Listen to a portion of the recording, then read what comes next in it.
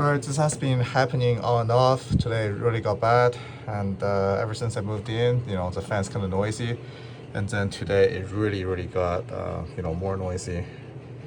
Usually this is because the bearing and the axle is getting worn down, and the noise will only get worse and worse until it fails.